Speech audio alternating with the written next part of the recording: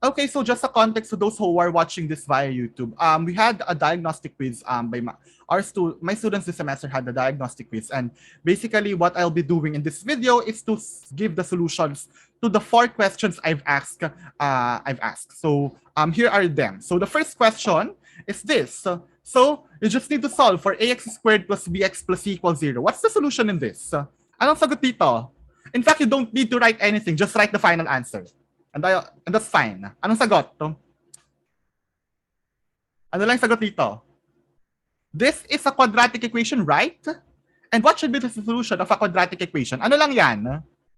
It's your quadratic formula, exactly. So therefore, the answer to that question is just x equals, ang pangat naman ng x ko, you have x equals minus b plus or minus square root of b squared minus 4ac all over 2a. That is the answer. Okay? Ang question 1, tine-check ko lang kung alam niyo ang quadratic formula o hindi. That is, paano ba masasabing solution ng isang solution? You can say that it is a solution, a quantity is a solution if, for example, you have an expression and masasabi mo lang siyang solution pag yung unknown variable mo ay nasa isang side tapos wala nang puro known variables na lang yun sa kabilang side. Like for example, in this item, x here is the unknown variable. You solve for x and express it in terms of all the known variables a, b, and c. Tama? Gets ba? Gets? Yun lang basically yung point. Eh sir, bakit anong rational? Because some questions in Physics 71 looks like this. Halimbawa, there are different parts in Physics 71 where lumalabas ang quadratic formula. Paano? For example, in letter A, halimbawa sa kinematics, you'll see this in lecture 6. So lecture 6 to, the kinematic equation for the position time function with constant acceleration looks like this. X equals x naught plus v naught t plus 1 of at squared. Now, the question is, how do you solve for this expression if t is the one to be known, to be determined? What if t is the one to be determined? Paano gagawin? And yung gagawin mo, you think of these as this is your coefficient A, then acceleration This is your coefficient B, ang pangit ang sulat ko. B, and this is the coefficient when you divide this and solve 0 here, x naught minus x, that will be your coefficient C. And therefore, you can now use your quadratic formula to just determine the time. Diba? So, yon. So kapag nakita ka na ng quadratic, tapos may linear na term, quadratic formula agad yan. Okay? Malinaw? Malinaw to? Malinaw? It's just a quadratic formula. I just want to know whether or not you already know the quadratic formula or you remember your quadratic formula. That's basically the point of the first question. Another question here is this. In some energy problems, when you go to the topic of energy, I think it's lectures 15, 16, 17. Tama ba? Or 14, 15, 16, sorry. So, we see here, there's one problem there that looks like this. This looks the solution. And what you want to determine is x. Hindi ko muna sasabihin kung ano ibig sabihin yan, yung expression na yan. But basically, it's a problem on energy with some frictional force involved. So yun, kaya may mu k dyan. Kaya may mu k because there's some dissipation that's happening. And you have some elastic potential energy here, some gravitational potential energy here, and so on. Now, the question is, if you want to determine x, paano mo gagawin yon? Of course, you also need to use the quadratic formula by choosing the correct coefficients. Like for example, pwede mong iset to na A. So yung mg sin theta, siya yung iset mo na B. So may bx ka na dyan. Tapos pwede mong ilipat ito sa kabila and say na okay, may mu k mgh cotangent theta minus mgh will be my coefficient C. And then from there, okay, ABC lang yan. Gamitin ko si quadratic formula. Substitute ko itong mga values na to. And voila, I already obtained x. Okay? That's basically the point of the first question. Malinaw? Malinaw to? Nakuha? Di ko natatanong kung nakuha ng lahat kasi titigan ko na lang yung solutions niyo. Baka kasi may ibang hindi nakakuha. Okay? So again, the first question is just the quadratic formula. Next, what about this? What about the second question? So again, what I want there is for you to solve ax plus by equals c and dx plus ey equals f. Dito mas importante sa akin paano nyo siya sinolve rather than ano yung sagot. Kasi mahirap siyang isipin. So, paano? There are two ways. You can use substitution or elimination rule or elimination technique. I'm more inclined to use the elimination method here kasi medyo kakaiba yung mga variables sa akin. Okay? So, there's a chat by the way. Okay, sabi lang niya yes. Okay, so paano kung gagawin? To solve for x, so unahin ko muna yung solve for x. Solve x, eliminate y. Pangit ang sulat ko ngayon. Paano? So what I will do is, again, ax plus by equals c, dx plus ey equals f. What I will do is this. I first, since I want to eliminate y, what I will do is I multiply this by, kung ito by, tapos ey yung nasa baba, di ba? What I will do is I multiply the first equation by e, both sides by e, and then I multiply the second equation, both sides by negative b. And that's what will happen. Ano mangyayari dyan? And then after that, I'll add them. And see that I have an AEX plus BEY equals CE. And I have a minus BDX minus BEY equals minus BF. And then I'll add them. And observe that this two here will cancel out. Tama? Mamamatay lang yan. Okay? Naging dx na differential na, dx.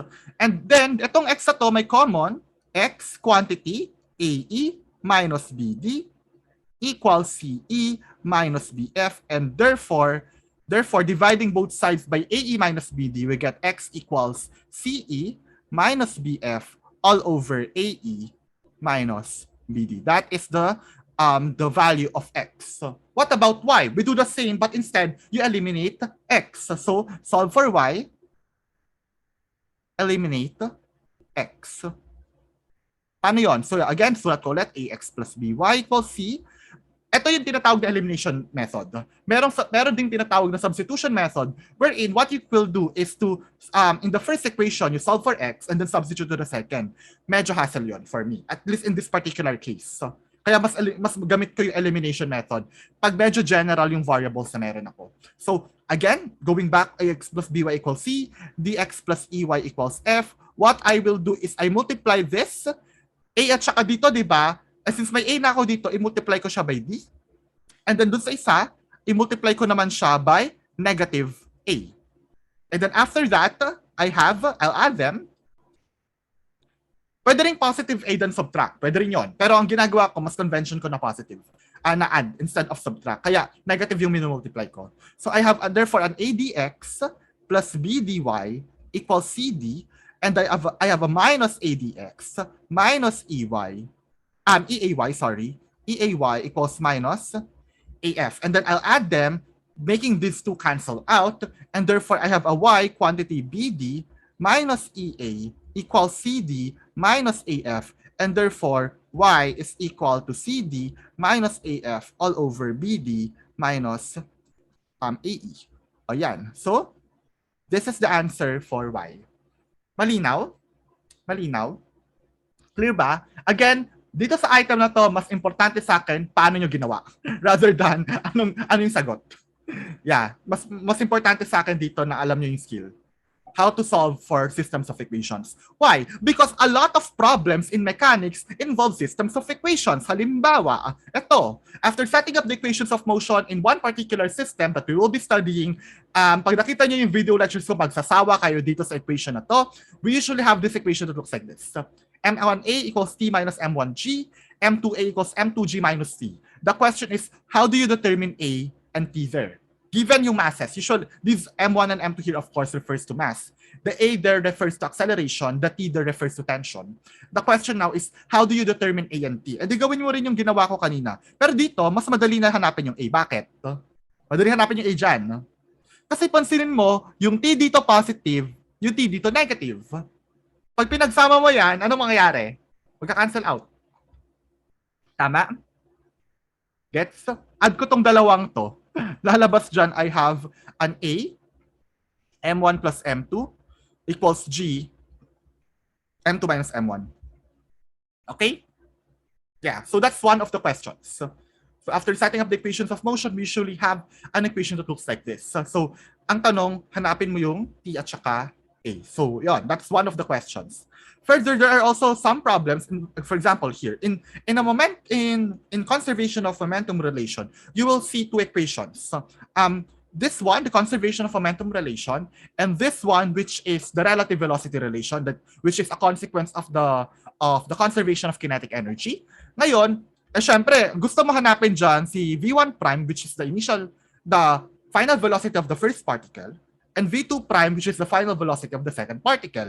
The question now is, how do you determine V1 prime and V2 prime? Again, this is a system of equations. You need to solve them simultaneously. Okay? And here's a very important thing. If you need to determine two equations, two unknowns, how many equations do you need? Halimbawa, dalawa yung kailangan mong hanapin. Ilang equations kailangan mo to get a unique solution? Ilan? Ilan kailangan? Dapat, obviously, ilan din? Syempre, dalawa din, syempre. For example, here, I want to determine A and T. I want to determine two quantities. Therefore, I need two equations. Do not forget this idea, this rule of thumb. If you have n unknowns, you need n equations para ma-solve mo uniquely yung problem. Kapag kulang yung equations mo, ibig sabihin may physics ka na nawawala or may assumptions ka na nawawala. Pag sobra naman, ibig sabihin over-specify yung problem. Possibly, maging coinciding or all are possible solutions or walang solution. Yon. It can be inconsistent or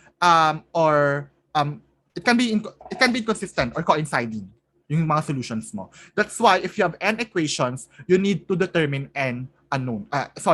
If you have n unknowns, you need to determine n equations pala. Baliktad. Okay?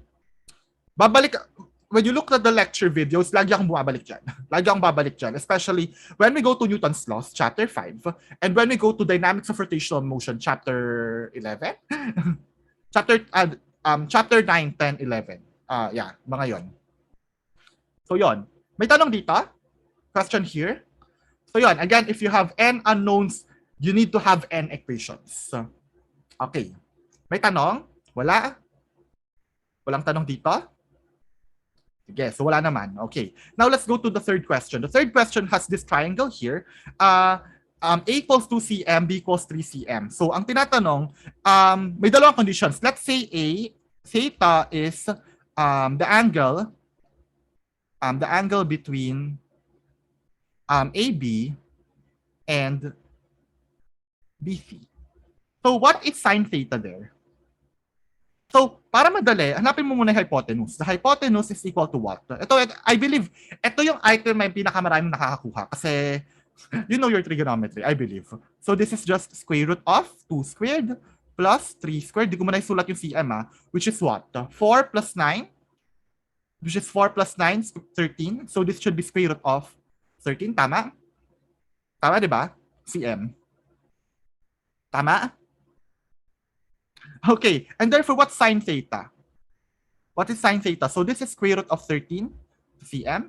And therefore, sine, if this is the theta, SOHCAHTOA, opposite over hypotenuse, this is just 2 cm over square root of 13 cm, which is 2 over square root of 13. That's acceptable. Hindi na kailangang i-rationalize. Okay? The cosine, on the other hand, what's cosine theta? Cosine theta is what? So, So, adjacent, katabi, over hypotenuse. You have 3 cm over square root of 13 cm, which is just equal to what? Yeah, which is B over C. This is just 3. Which is just 3 over square root of 13. Wala nang units yan. Okay? And then finally, tangent, TOA, opposite over adjacent, ano yan? So, etong dalawang to, 2 and 3, I have 2/3, 2 over 3. Nakuha? Nakuha to? Nakuha? It's A over B.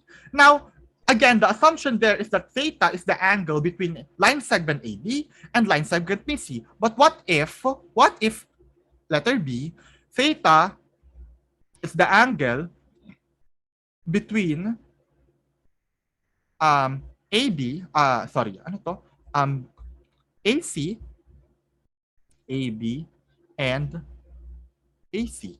Paano pag yan? So, of course, the hypotenuse is still the same. But what is the sine theta there? Ito na yung angle. So sine theta is what? In this context, ano na yan? Ano na yung magiging opposite dyan? Kasi ito yung theta mo eh. So alin yung opposite? Your opposite is this measurement here, right? Tama? Based on the comments? Okay? So yan. So therefore, magbabaliktad yung sine tsaka cosine and saying that sine theta is 3 over square root of 13 kasi ito na yung opposite ngayon, and then cosine theta now becomes 2 over square root of 13. The tangent, well, however, becomes what? Ano yung tangent? The tangent of that angle is what? This is just 3 over 2. 3 halves. Okay? Malinaw? Clear ba to? So, of course, you can use the complementary rule. So, for example, palitan natin yung variable na ginamit. Let's say if this is, let's say phi, we know that sine phi equals cosine of 90 degrees minus theta. Diba? Tama, diba? Co-function identity is the ay, wait lang. Sabaw-sabawan. Pinagsulat ko. Sorry. Pinagsabi ko. Okay, ulit. Sine phi equals sine of 90 degrees minus theta, which is equal to cosine theta. sorry. Typo yon. So yan. You can use your co-function identity there to determine whether what's phi and what's the sine, cosine, and the tangent of an angle. What are the three basic trigonometric functions of an angle? Ayun. So yun, that's just basic skill on SOHCAHTOA. Tinitigan ko lang dito kung alam nyo pa SOHCAHTOA ninyo because you'll be using it in a lot of problems. Like for example, so the equation always arises in different parts of physics. Vectors are made using trigonometry. So for example, if you have a vector that has a magnitude A and the direction theta degrees north of east, what are the components of A? Diba? Lecture 2 and lecture 2B basically discusses this on vectors. So, diba? So, ang trigonometry sobrang vital niya when you're analyzing vectors because you need to create a coordinate system and then magbabagsak kayo ng perpendicular doon. Tapos, mahanap yun na yung components ng vector. Okay? And then after that, given this free body diagram, let's say you have a free body diagram shown how do you set up the net sum of all forces acting on X and acting on Y, also known as the equations of motion of the body. So paano mo isusulat yung summation of forces acting on X dyan tsaka summation of forces acting on Y? So that are the two questions that we need to address. Okay? Nakuha? Nakuha to?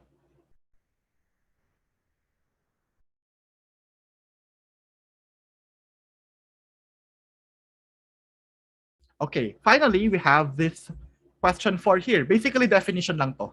Let f of x be the same. Kung nag-math 21 na kayo, alam niyo na to. Supposedly. You should know this in your math 21. Doon sa mga nag-math 21 na. Kung di ka pa nag-math 21, I'm sure hindi mo alam to. May ganong discrepancy na nangyayari. So, what is this? How do you write this? Let f be a single valid function of the real variable x. What is the definition of the derivative of the function about the point x naught? Ano yan? That is basically the definition of the derivative about a point. Yun nga yung point, di ba? So, ano yan? Formula yung hinahanap ko. So, f prime. So, this is f prime of x, evaluated at x equals x naught, is equal to the limit from x goes to x naught of f of x minus f at x naught all over x minus x naught. That's the answer. This is acceptable. Or if h, kung lalagay niya h is equal to x minus x naught, then f prime of x at x naught at x equals x naught is equal to the limit as h goes to 0 of f of x plus h minus f of x naught plus h pala all over h. Pwede rin yan. So this is also another definition.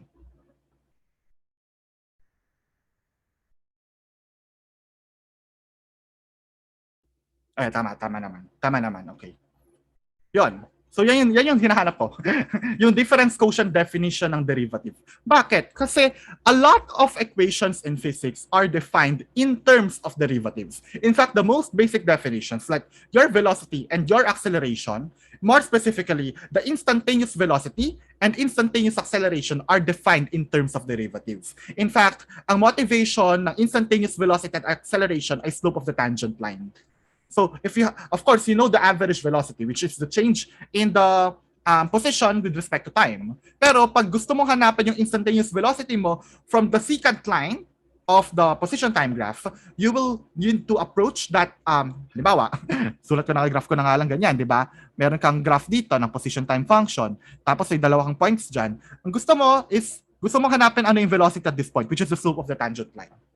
Diba? Ang x dot dyan ay point of tangency, tama naman. Pero ang tanong, ano yung definition ng derivative? So, what you need to do there is to approach the other side, papuntahin mo nga yun sa isa pang side.